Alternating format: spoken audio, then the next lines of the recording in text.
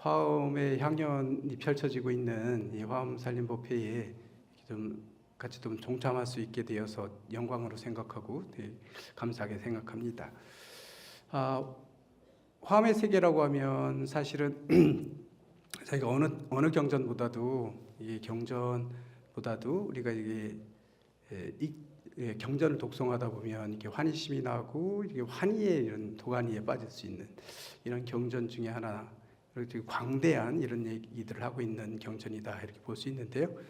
일단 일부 화엄경을 두 부분을 크게 나눈다고 한다면 이미 지난 시간까지 일부 1막을 여러분들 다 한번 진리의 세계, 화엄의 세계를 다 한번 살펴보신 보셨다고 보고요. 일단은 끝났고 지금 오늘부터 하는 건 2막이다 이렇게 볼 수 있는데, 그 화엄의 세계가 펼쳐지고 있는 이 그런 법회 처음 근본 법회하고 그 다음에 그런 화엄의 세계로 우리가 들어갈 수 있는 그런 법을 구하는 그런 구도자로서 수행해 나가고 그 법을 구해서 직접 우리가 그 화엄의 세계를 체험할 수 있는 이런 내용들이 선제동자를 주인공으로 해서 펼쳐지고 있는 그런 경문이다 이렇게 볼 수 있겠습니다. 그래서 그게 바로 입법계품이다 이렇게 얘기할 수 있겠죠.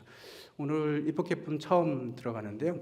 입법계라고 하니까 이게 말 그대로 번역하면 법계에 들어간다는 얘기잖아요. 법계는 어딜까? 법계라는 건 뭔가 이렇게 보면 사실은 우리가 지금 우리 인간은 욕계 중생들이거든요. 욕계에 우리가 살고 있다.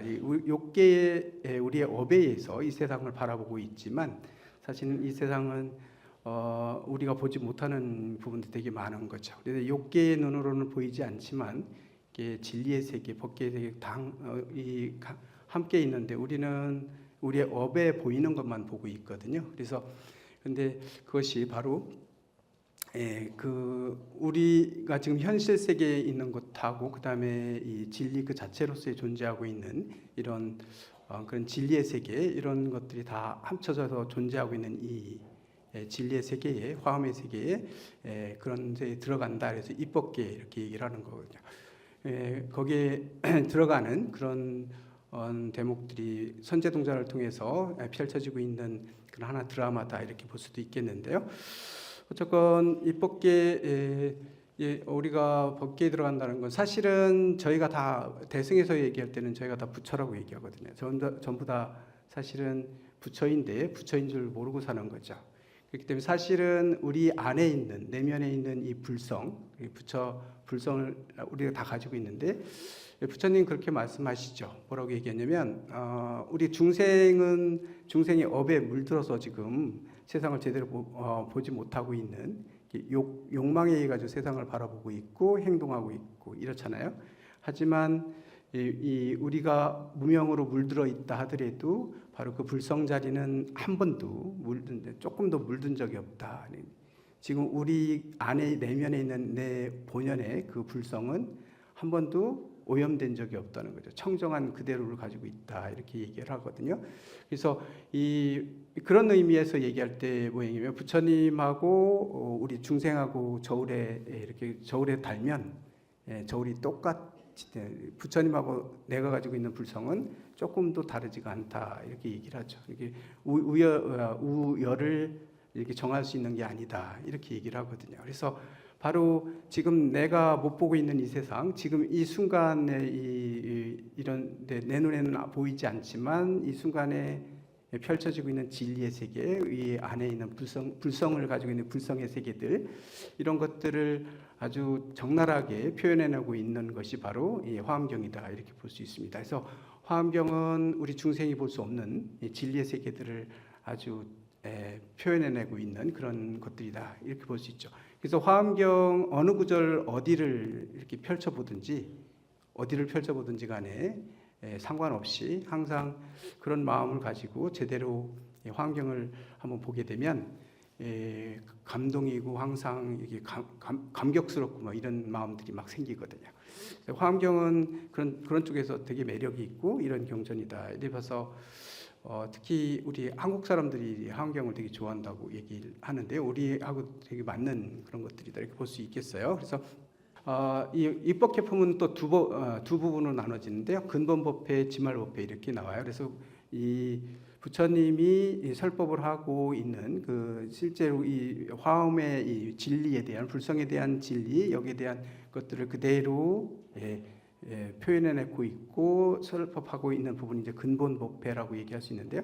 근본법회를 하고 나면 그 다음에 이제 선제동자가 등장하고 이 선제동자를 통해 가지고 53천지식을 찾아다니는 그런 이제 국법 여행을 떠나잖아요. 이거는 지말법회다 이렇게 해서 총괄적으로 이 화엄의 세계, 이 법회의 이 진리의 세계를 표현하고 있는 게 근본법회라고 한다면 그거를 우리가 증득하기 위해서 하나하나 이제 그 단계별로 수준별로 이렇게 찾아다니는 그 법을 법을 법을 구해서 이렇게 여행을 하고 다니고 그다음에 그거를 내 수행으로 삼기 위해서 이제 국법 여행 다니는 것이 바로 이제 지말법회다 이렇게 보시면 되겠습니다. 이 경전도 역시 마찬가지로 보면 첫 번에 시작할 때 서분에 시작할 때 보면 이시의 세존이 신라벌 서다림 극고도건에서 뭐 이렇게 얘기 나오거든요. 이 법회가 이루어지고 있는 것은 바로 서다림 극고도건에서 이루어지고 있다. 이제 금강경하고 같은 곳이에요. 서다림 극고도건 하면 서다림은 기타태자의 이름이기 때문에 기타의 숲이라는 거죠. 서다라고 하는 것은 그 기타태자를 얘기하는 거기 때문에요. 그래서 두 분이 만들었던 그런 금강경에서 이미 다 기원정사의 얘기는 다 알고 계시기 때문에 그곳이 바로 설법의 장소가 되고 있어요. 이 장소에서 500명이 되는 이제 보살마설 500명이 함께 있었다 이렇게 나오죠. 보살이 500명이나 되는 분들이 그 법회에 함께 하고 있었다 이렇게 나와요. 그 다음에 이어지는 것이 바로 보면 그 다음에 이제 그 보살들의 대표자가 누구였냐면 보현보살과 문수보살이 상수가 되었다 이렇게 그 다음 문장이 이렇게 나오거든요. 이거는 보현보살하고 문수보살이 바로 이 대표자가 되는 거죠. 우리가 보현보살을 얘기할 때 대부분 다 상식적으로 알고 계시죠? 문수하면은 지혜를 상징하고 보현보살하면 그 실천하고 행동하는 걸 상징한다고 하잖아요. 그래서 보면 보현행 아니면 문수의 지혜 이렇게 얘기할 때 이거는 사실은요 부처님의 이 세상을 바라볼 때 저는 그렇게 보거든요. 지금 앞에 이제 중생들이 있어요. 어떤 사건이 있어요. 이 사건을 볼 때 정확하게 판단하는데 부처님의 지혜로서 판단하는 거 있잖아요. 부처님이 판단한 그 지혜 이것이 바로 문수의 지혜다 이렇게 보면 되고요. 지혜라고 하는 것들이거든요. 그러면 그런 상황이 벌어졌을 때 부처님이라면 어떻게 행동하실까? 부처님이 이거를 구제하고 어떤 행동을 취해서 하시는 실천 구제를 하든지 아니면 어떤 행동으로 보여주실 건데요. 이런 부처님의 그 원래 그 바탕에서 나오는 그 행이 바로 보현행이다 이렇게 볼 수 있죠. 그래서 부처님의 두 모습을 보여주는 건데요. 보현과 문수로 보여지는데 문수의 지혜하면 뭐 다른 게 아니라 부처님의 지혜로 지금 이 순간 판단하고 그다음에 이걸 해석하고 바라보는 그 지혜가 바로 문수의 지혜다 이렇게 본다면 보현행이라고 하면 바로 부처님의 행위를 얘기한다. 부처님이라면 이렇게 행동해 있을 것이다. 부처님이 당연히 그 진리의 바탕에 대해서 행동으로 옮기시는 게 바로 보현행이기 때문에요. 이 두 분을 나타내는 것이기 때문에 이 법회에서 바로 보살의 대표 보살은 보현과 문수였다는 얘기는 결국은 부처님의 그 불성 자리를 바탕으로 해서 그 진리의 그런 바탕으로 해서 이루어지고 있는 그런 법회다 이렇게 보실 수 있다는 얘기죠. 그 다음에 이제 보살들이 쭉 나오는 많은 500명의 보살들 명호가 다 나오거든요. 이게 나오는데 보면 제일 먼저 나온 사실은 10주 10행 10회양 10지 이렇게 올라가야 되거든요. 그런데 이 보살님들의 명호가 쓰여져 있는 게 이렇게 조금 이렇게 섞여 있어요. 뭐냐면 제일 먼저 10회양 보살이 먼저 나오고요. 그다음에 십행보살이 나오고 십지보살이 나오고 그다음에 뒤에 십회보살이 나오거든요. 그러니까 이게 조금 섞여 순서대로 안 써 있는 게 이게 뭘 상징하는 거냐면요.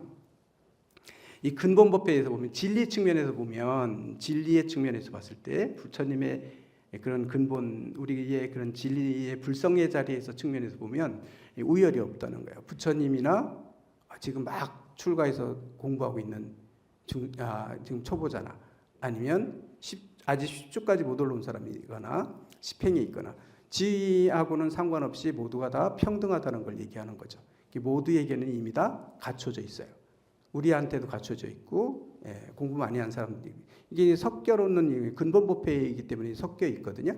뒤에 가면 이제 순서대로 하지만 여기서는 섞어서 이렇게 만들어 놓는 의도가 있다는 얘기죠. 이게 보살님들의 명호를 순서대로 한 게 아니라 이게 앞뒤를 이렇게 섞어 놨어요. 이 얘기는 보면 모두가 다 평등한 바로 그 자리다. 우리가 바로 부처다라는 것들을 상징적으로 나타내고 있어요. 그래서 내가 아직 공부가 익지 않아서 깨달음을 얻지 아직 못해서 뭐 누구 공부 많이 한 사람들에 비해서 기가 죽는다거나 물론 내가 이제 더 열심히 공부해야 되겠다 해가지고 이거 발심하는 건 좋지만 그런 쪽으로 하는 건 되게 좋은데 근데 이게 먼저 이게 자괴감이라든가 아니면 막 우월 이런 데서 뭐 이렇게 열등감에 빠지거나 이럴 필요는 전혀 없다. 지금 내 안에 완벽한 부처님이 그대로 가지고 있거든요. 다만 나는 아직 그대로 못 살고 있을 뿐이잖아요. 그러니까 그걸 봐야 되는 이런 것들을 상징적으로 우리가 나타낼 수 있어요. 그래서 불교에서는 보면 아무리 나쁜 사람, 악한 사람이라 해도 함부로 이게 무시하거나 이게 홀대하면 안 된다는 거죠. 왜냐하면 똑같이 존중해줘야 되는데 어떤 면에서 불성을 가지고 있는 존재라는 면에서 그래요. 다만 현실 세계에서 업은 좀 다른 문제잖아요. 그렇기 때문에 두 가지 측면을 다 곁들여서 봐야 되지만 어쨌건 그 죄를 뭐 옛날 밖에서도 그런 얘기하잖아요. 죄가 있거나 이랬을 때 그 죄는 미워할지는 사람을 미워하지 말라는 얘기 이런 거나 마찬가지인데 우리가 모두가 다 불성을 가진 부처이기 때문에 그래요. 아무리 지금 잘 몰라서 이게 업 속에 빠져가지고 이렇게 나쁜 업에 빠져서 살고 있는 사람이 있을지를 몰라도 그렇다 하더라도 그 사람의 안에 있는 불성은 똑같다고 보는 거고 존중받아야 되는 거고요. 그분 자체가 부처다 이렇게 볼 수 있는 것이죠. 어쨌든 이런 보살님들의 명호가 쭉 많이 이렇게 쭉 이어지고요. 그러니까 사실은 보살님들의 명호를 우리가 읽을 때에도 보살님들의 명호에도 다 의미가 있잖아요. 뜻이 있고 뭐 이런 거 다 돼 있거든요. 이 이름 하나하나에도 되게 좋은 뜻을 다 가지고 있어서 우리가 지금처럼 저희가 이렇게 법회를 한다거나 아니면 학인 스님들하고 강의할 때 이게 내용을 파악하기 위해서 할 때는 막 그냥 넘어가지만 사실은 혼자 공부하실 때는 이 명호 하나하나 이렇게 다 보살님 명호를 하나하나 읽어도 뜻을 알면서 읽으면 되게 환희심이 난다. 이 이름이 너무 많이 막 이렇게 100명, 500명의 이름이 쭉 돼 있기 때문에 이 이름을 읽으면서 이거 다 언제 다 읽어? 뭐 이거는 그냥 너무 이렇게 하면 안 되고 원래 이제 혼자서 경전 독송하고 화엄경을 보실 때는 그 하나하나 명호도 다 읽어 보시면 좋습니다. 명호를 읽다 보면 또 환희심이 나거든요. 어쨌건 그 진리의 한 면을 다 표현해 놓고 있는 이름들이기 때문에 그렇다 이렇게 볼 수 있죠. 그 다음에 나오는 이제 이렇게 보살들이 500명의 보살들이 모였어요. 이렇게 모셨는데 여기서 보면 그 다음 이어지는 분이 뭐냐면 보살의 덕을 이제 찬탄하는 부분이 이어지죠. 이 보살들의 덕이 뛰어남을 찬탄하는 그런 것들이 나왔는데 첫 번째 문장이 이 문장이 나왔어요. 이 모든 보살들이 다 보현의 행과 원을 성취하였다. 이렇게 결국 보현의 행과 원을 성취했다는 얘기는요. 이 법회에 모여 있는 모든 보살들은 부처님하고 똑같이 행동을 하고 있다는 부처님의 행을 하고 있는 그런 참가하고 있는 분들은 자기가 하는 행동들이 전부 다 부처님의 행하고 똑같이 됐다 이런 의미를 가지고 있죠. 근본법회 속에서요. 그래서 쭉 뭐 10가지 찬탄하는 부분들은 저거하고요. 그런데 여기 보면 성문 그 다음에 이어지는 게 이제 또 성문들이거든요. 우리가 소승이라고 얘기하는 성문승들에 대한 또 덕도 찬탄하거든요. 이게 찬탄을 해요. 역시 마찬가지로 성문이라고 하더라도 소승이라고는 하지만 그분들이 가지고 있는 법성 자리는 똑같기 때문에 그렇습니다. 그리고 이 법회에 참석한 그 진리의 법회에 참석했기 때문에요. 그런 분들이 그것만 고스란히 다 드러나는 거죠. 그래서 모든 사람들이 다 그런 불성 자리가 그대로 드러내 보이기 때문에요. 이 성문들의 또 훌륭한 점들도 찬탄하고 있어요. 그 다음에 이어지는 게 뭐냐면 신기한 건 그 다음에 왕들에 대한 공양을 올리고 하는 이 왕들에 대한 또 찬탄이 이어지거든요. 예, 그들이 가지고 있는 부처님한테 공양을 올리고 그다음에 공양을 올리고 그다음에 수행자들을 뒷바라지하고 이렇게 하시는 이런 분들의 공덕을 또 찬탄을 하거든요. 여기 이런 공덕들도 역시 마찬가지로 부처님의 그런 불성 자리에서 나오는 행위들이고 칭찬받아 마땅한 그런 고귀한 행동들이기 때문에 역시 칭찬을 막 합니다. 그 자리에 칭찬을 10가지로 다 10가지로 칭찬을 다 하고 있죠. 이렇게 하고 난 다음에 이 자리에 모였던 자기들이 다 있는 이 모였던 대중들이죠. 그러니까 성문도 있고 보살들도 있고 그다음에 임금들도 있고 그다음에 일반 비구스님들도 있었을 거예요. 이런 분들이 모여 있던 이분들이 다 같이 생각합니다. 이 금호법회에서 나오는 거예요. 다 생각하기를 와 이거는 다 불가사의한 거구나. 우리가 그냥 우리의 업으로는 이것들 우리 생각으로는 미칠 수 없는 이런 대단한 것들이다. 이런 생각을 하고 부처님께 법을 청하죠. 중생들이 가지고 있는 온갖 욕망, 온갖 바램, 중생들이 가지고 있는 갖가지 말, 지혜 이런 것들에 따라서 이런 가지가지 다 다를 건데요. 모여 있는 중생들이 그 중생들이 가지고 있는 그런 업이나 말이나 행동이나 욕망이나 이런 가지가지의 다름에 따라서 부처님께서는 어떻게 해주길 바라냐면 이들에게 부처님의 과거에 당신이 했던, 당신이 수행했던, 그리고 이런 사람들을 구제했던 당신의 경험에서 나왔던 정확한 딱 맞는 이런 말씀들을 저희한테 좀 다 베풀어서 그런 걸 베풀어 가지고 저희를 깨우치게 해달라 이런 이제 그런 청을 하는 거거든요. 이게 청을 하자 부처님께서는 당연히 그 다음이 나오는 게 뭐냐면 부처님께서 삼매에 들어가세요. 삼매에 들어가셨다고 그러는데 삼매에 들어가셨는데 이 삼매가 뭐냐면 사자 빈신 삼매거든요. 사자 빈신 삼매에 들어가셨다 이렇게 얘기가 나오는데 사자는 우리가 짐승 얘기하는데 사자는 뭔가요?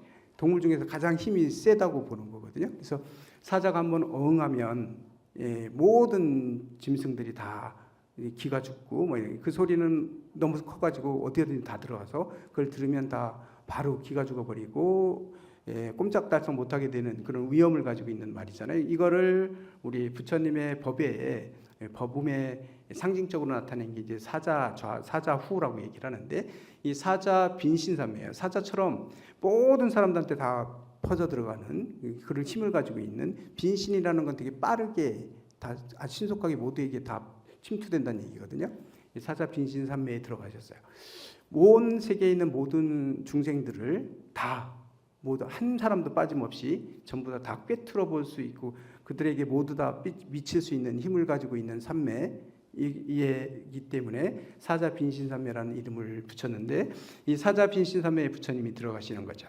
이게 들어가신 다음에 이 사자 삼매 그 삼매에 들어가자마자 그 서다림이죠. 이 궁전이 누각이 장엄되기 시작하는데 화려한 화려한 그런 보배 이런 것들로 땅이 덮여 있고 땅은 금으로 돼 있고 막 이런 얘기를 하거든요. 갑자기 이 삼매에 들어가서 딱 부처님께서 삼매에 들어가시니까 그 누각이 전부 다 기둥부터 모든 것들이 다 뭐죠? 화려한 보배, 그 보물 이런 것들을 다 장식되어 있는 것상 그런 모습들을 이어서 얘기하는데. 이건 원래 그런 환희로운 그런 세계를 얘기하는 거다. 그리고 진리의 환희로운 세계들을 다 표현해 놓고 있는 거다. 이렇게 볼 수 있거든요. 빈신삼매에 들어가셨어요. 그 다음에는 갑자기 그 다음에 이렇게 삼매에 들어가셔서 보니까 서다림이라고 있는데 지금 있는 데가 서다림 극고도관이었잖아요. 서다림 극고도관이 갑자기 넓어집니다. 확 넓어져가지고 온 우주에 펼쳐지는 모습들을 보여줘요. 이건 뭘 상징적으로 얘기하냐면 지금 우리가 이 법회를 하고 있는 이 자리에서 갑자기 저희가 이 법계에 들어가서 진리의 세계에 우리가 삼매에 들어가서 이 세상을 바라보면 이 주변에 이런 벽들이 다 트여진 광활한 모습들이 이게 다 넓어진다는 얘기거든요. 이게 무너져서 없어지는 게 아니라 뭐죠? 진리의 세계에서 보면 이 우주가 가득히 넓어지는 겁니다. 그래서 서다림이 갑자기 넓어졌어요. 그 되게 넓어져 가지고 장엄이 돼 있는 그런 것들. 그다음에 깃발로 장엄이 돼 있고 막 이렇게 되죠. 서다림을 이렇게 장엄된 이런 모습들이 화려한 그런 모습들이 이어서 나오는 내용들이 이어지고요. 그 다음에는 이렇게 넓어지니까 그 다음에 어떻게 되냐면요. 여기 온 사방에서 대중들이 모여들기 시작하는 겁니다.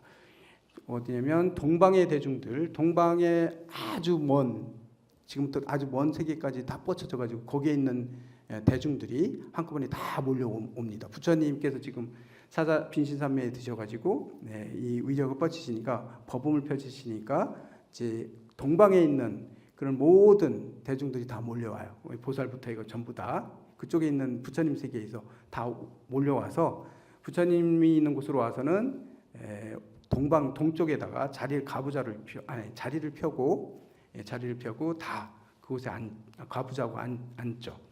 그다음에 남방에 있는 대중들이 다 몰려와요. 이제 서방에서도 오고 북방, 동북방, 동남방, 서남방, 그다음에 뭐 하방, 밑에 하방에서도, 그다음에 상방에서도 다 옵니다.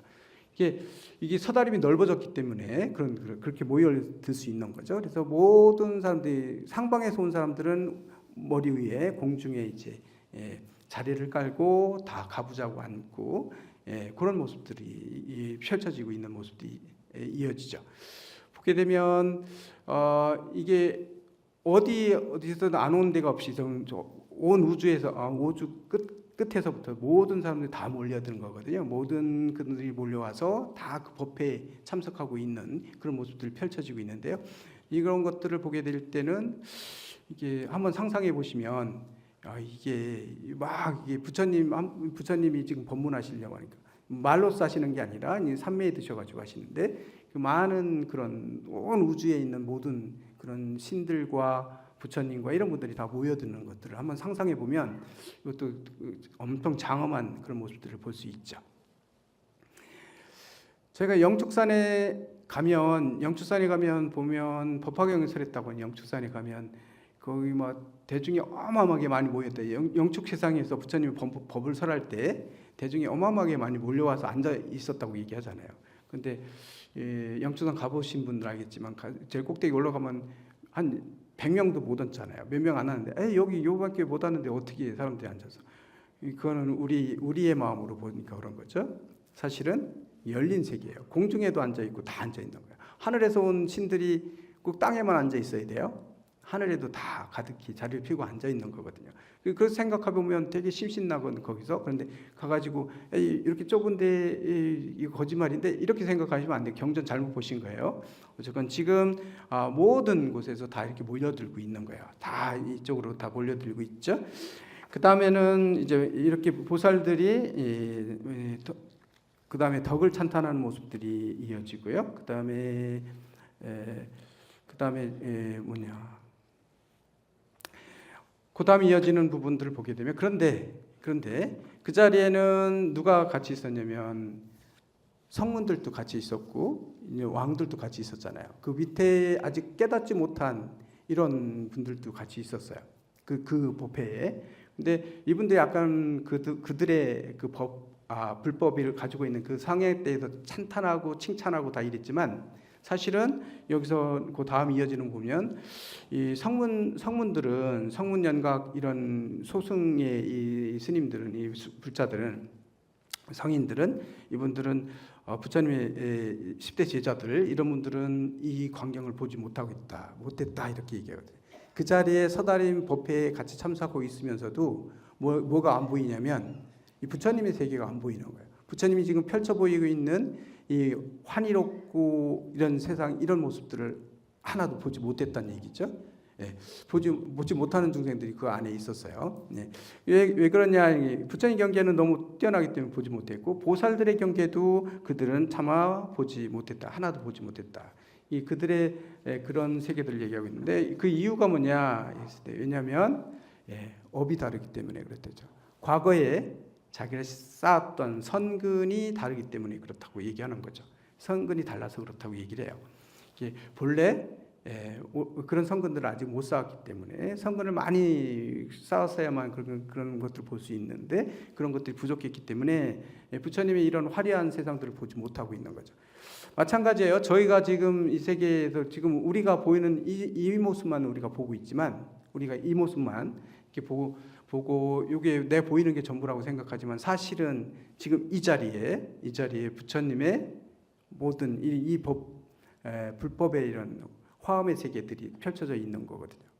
이 환희로움이 사실은 내 있는 이 자리에서 지금 펼쳐지고 있는 건데, 우리 눈에 보이지 않아요. 이거는 우리의 성근이 부족했기 때문에 그렇다 얘기하는 거죠. 우리의 인간의 업으로는 도저히 볼 수가 없는 거죠. 그렇게 보이는 겁니다. 그런데 과거에 이런 인연들이 없었기 때문에 현재는 당연히 그런 종자가 아직 없으니까, 그런 익은 그런 선근들이 없으니까 당연히 현재에 없었기 때문에 그런 걸 보지 못하는 거죠. 그걸 못하고 있었다 이렇게 얘기를 하죠. 여기에 대해서 쉽게 이제 비유로서 얘기를 합니다. 이 아기들이 언덕에 되게 많이 있는데, 아기가 뭔지는 아시죠? 아기는 욕심이 많아가지고 다음 생에 태어났는데 너무 욕심이 많았기 때문에 몸뚱이는 산 많은데 목구멍은 바늘구멍만밖에 안 하다 그러잖아요. 아무리 먹어도 배고프고 도저히 항상 허기적인 생활을 해야 되고 물 한 모금도 먹을 수 없는 이런 그걸 아기라고 얘기하는데, 이 아기가 물가에 아기들이 있었는데, 이 물가에 있는데 그들은 굶주리고 있어요. 밑에 물가에 지금 물이 흐르고 있는데도 그 물을 흐르는 게 보이지 않는데요. 다 마른 것으로 보인다는 거죠. 물이 흐르고 있는데도 아기들 눈에는 그 물이 없는 거로 보인다는 거죠. 다 말라 있는 거로 느껴지고 보고 있기 때문에 그 물을 모시지 못한다. 이것처럼 비유를 그렇게 얘기하죠.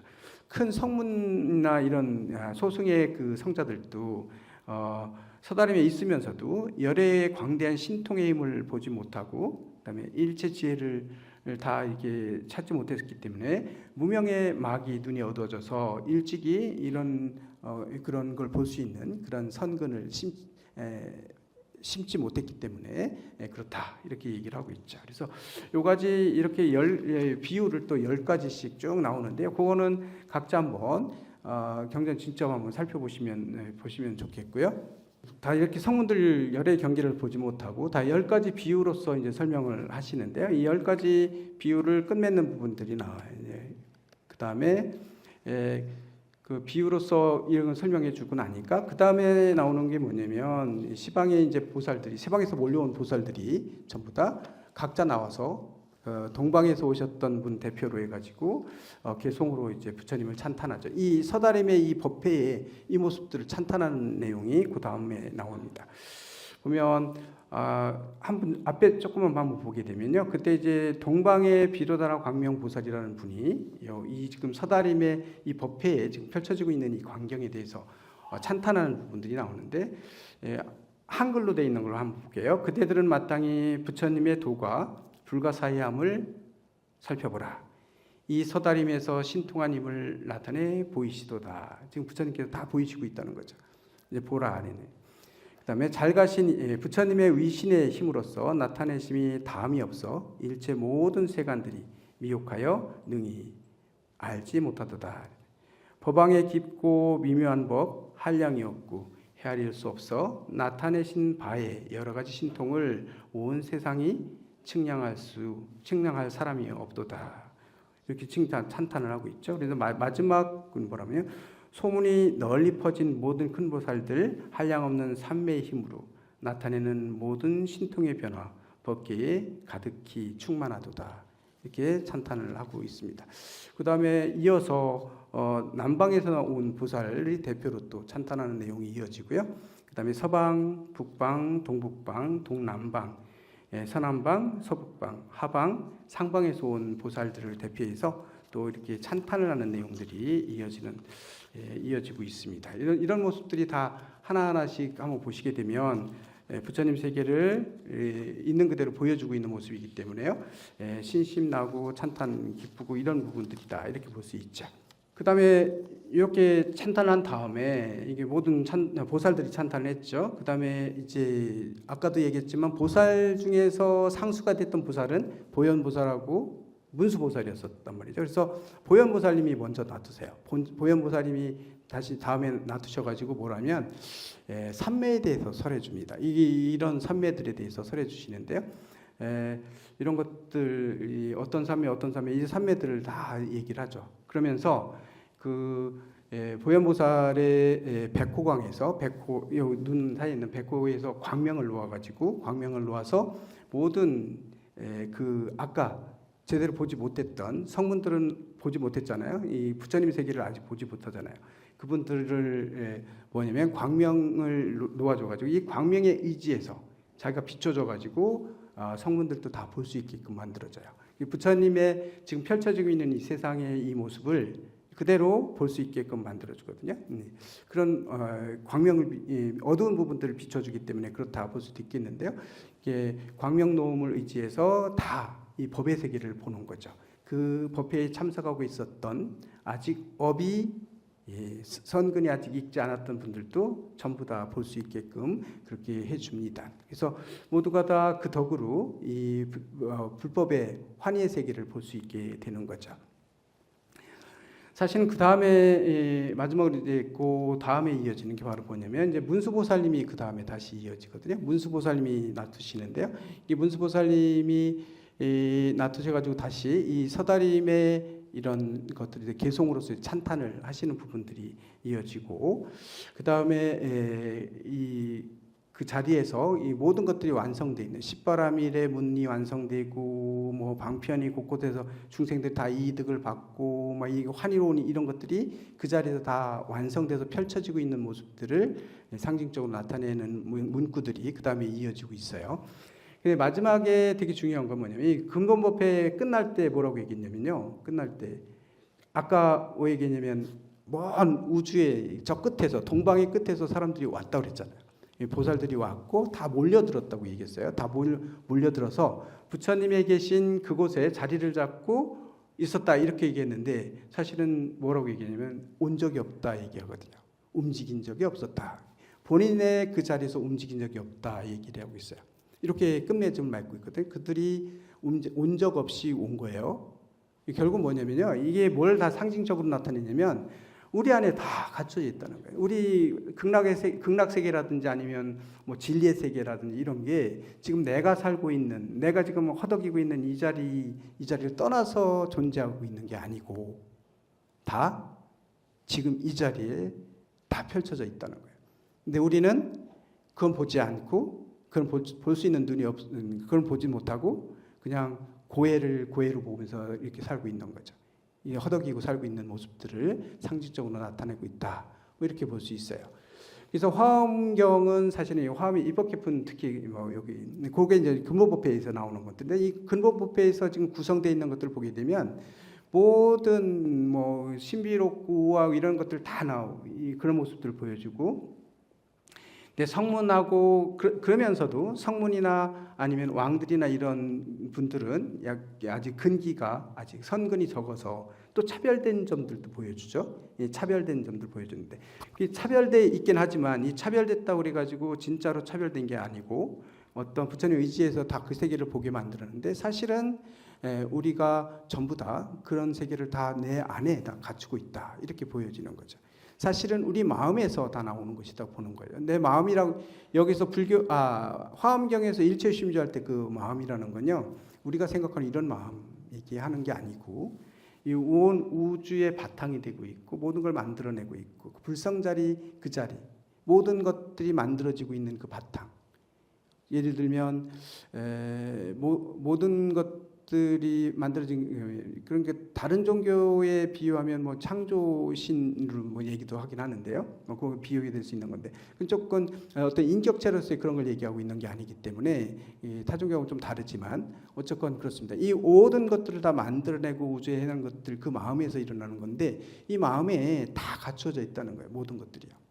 그래서 그때 그때마다 이게 그래서 지금 저희가 살고 있는 세계가 아무리 지금 힘들고 뭐 고뇌스럽다 하고 뭔가 하는데 뭐가 잘 안 되고 이렇다 해서 이게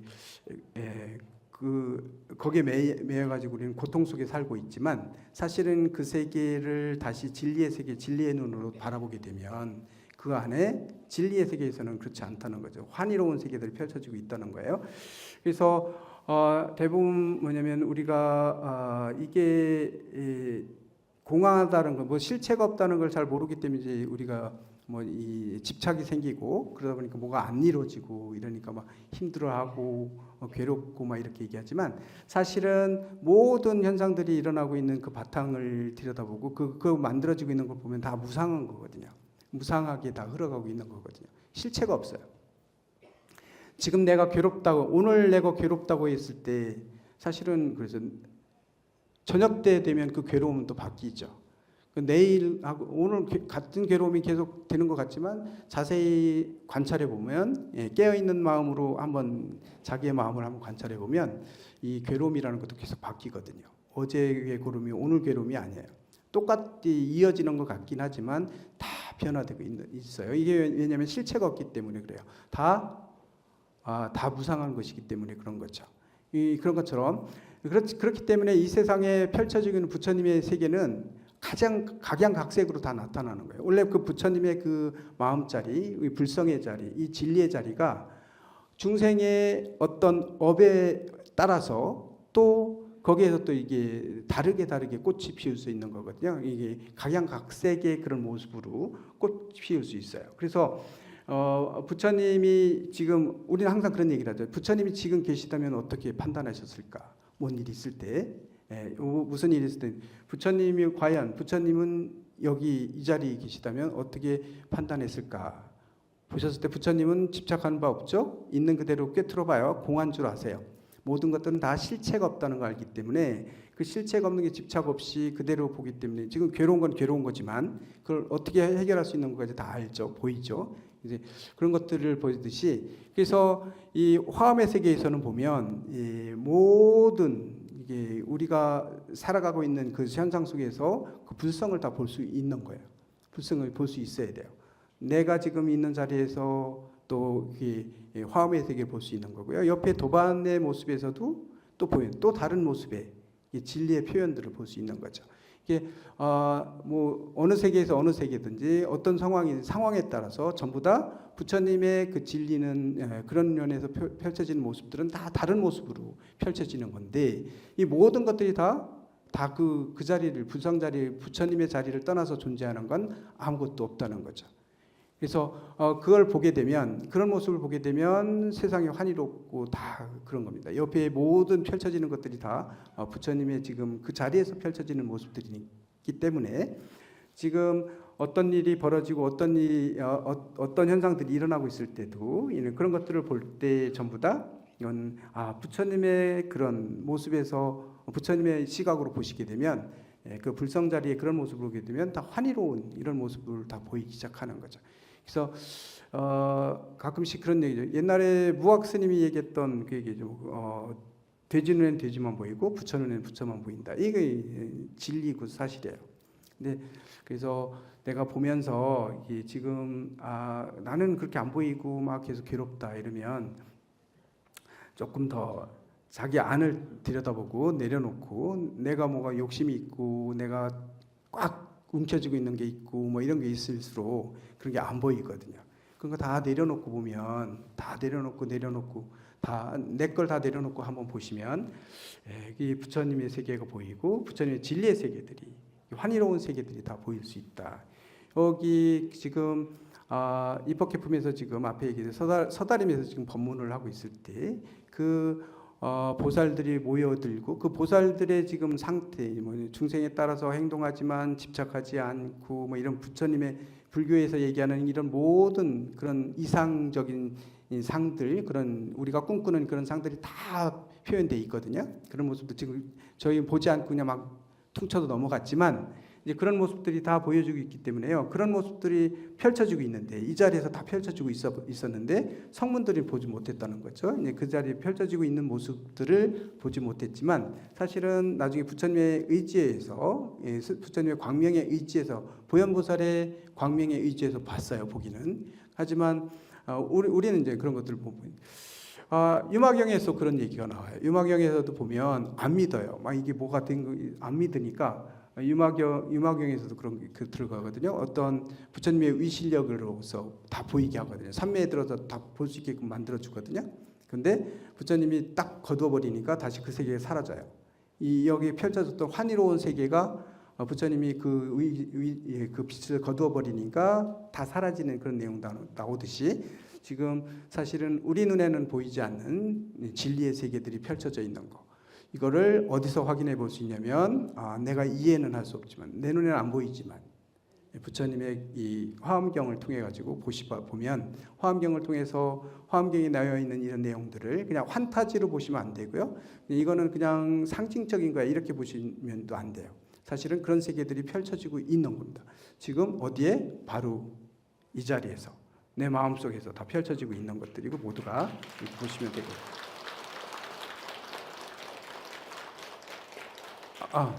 그런 마음으로 이렇게 또 경전을 한번 보시면 새로 한번 보시면 뭐 그러게 어쨌건 지금 여기 있는 불자님들은 지금 30일 동안 거의 30일 가까이 됐죠.